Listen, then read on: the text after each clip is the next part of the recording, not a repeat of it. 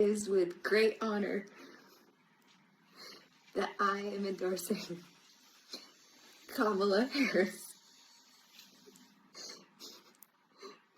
But Josie, why? What position, what endorsement sent you over?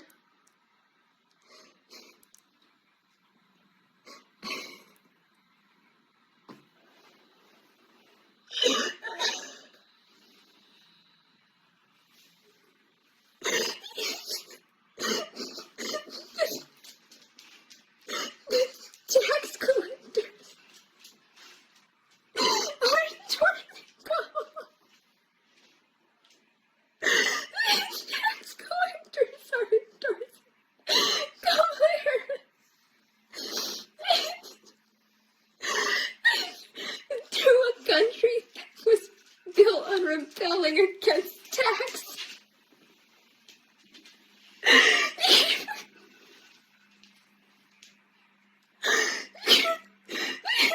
As if we didn't grow up watching Robin Hood dismantle the tax collectors.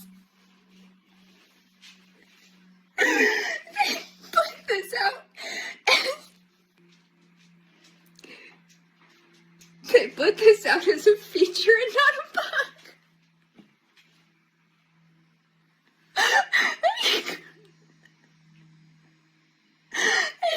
I thought we were being fucked with. They did that with Dick Cheney. They did it with the IRS.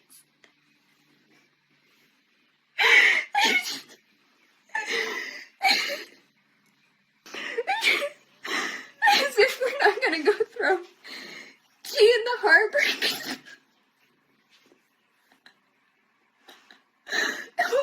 And then Putin endorses Kamala.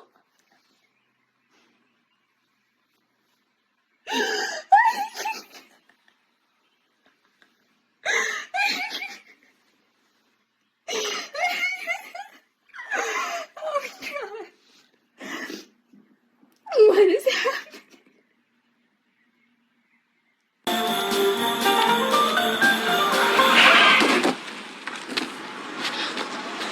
Sorry.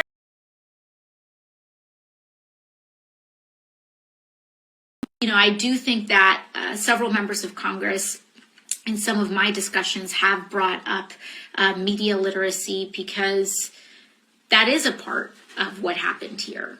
And we're going to have to figure out how we rein in our media environment so that you can't just spew disinformation and misinformation. It's one thing to have differing opinions, but it's another thing entirely to just say things that are false. And so that's something that we're looking into.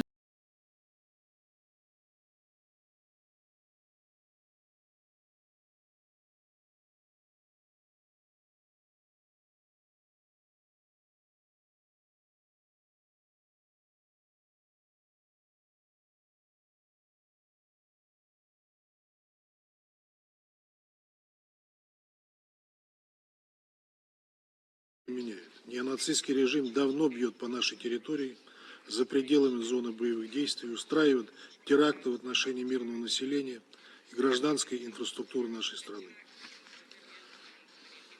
Однако подобное потенциальное развитие ситуации принципиальным образом изменит наши отношения с западным лагерем. Если решение о снятии ограничений действительно принято или будет принято, это будет означать, что с этого момента страны НАТО начинают прямую войну с Россией. В этом случае мы, разумеется, будем вынуждены принимать соответствующие решения со всеми вытекающими из них для западных агрессоров последствиями. Отмазаться от ответственности и перевалить всю вину на Киев у наших западных коллег уже не получится. Как известно, применение таких вооружений возможно только при обладании доступом к разведданным со спутником США и ЕС. У самой Украины такой возможности нет и близко. Исключительно военнослужащие НАТО могут программировать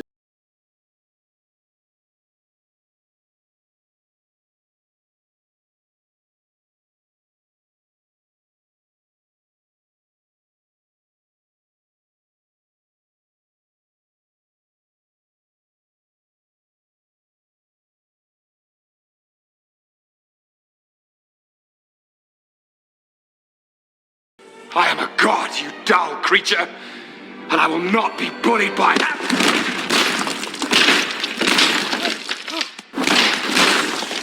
Former President Donald Trump that were allowed to sit behind his stage at his Tucson rally last week tell the News 4 Tucson investigators they left with mysterious injuries to their eyes. News 4 Tucson's chief investigative reporter Course Nylander is live outside the Tucson Music Hall downtown. Course, what are we learning about their situation? Yeah, well, Monica, this is where thousands of people came out to hear former President Donald Trump speak last week. There was a group of 48 people allowed to sit on stage behind Trump throughout the event. They were split into two groups on each side of the stage. One side seemed to walk away without any issues, but multiple people seated near each other on the other side tell me that they had to go to the emergency room after they left the event. Here tonight, for the first time, the Trump campaign is confirming that they're investigating this situation. No taxes on Social Security benefits for our seniors. More than 2,000 people filled up the Tucson Music Hall Thursday to hear Donald Trump's first speech in Tucson this campaign as Election Day nears. Some of his biggest supporters were allowed to sit behind him on stage. Supporters like Myra Rodriguez, a former director of Planned Parenthood with a notable shift to being pro-life. In 2016, she sat behind presidential candidate Hillary Clinton on stage at an event. Now she supports Donald Trump. She enjoyed the rally, but once she left, everything changed. As soon as we left and I stepped outside, I started feeling like my eyes were burning. At first, she thought it might be allergies. She lives near Phoenix. By the time she got home, it was so bad she decided to go to the emergency room. And then see who left early, and you're going to have your culprit continue with the clip.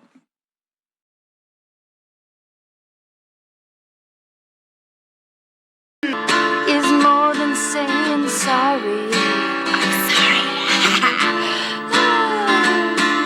Forgiveness. No.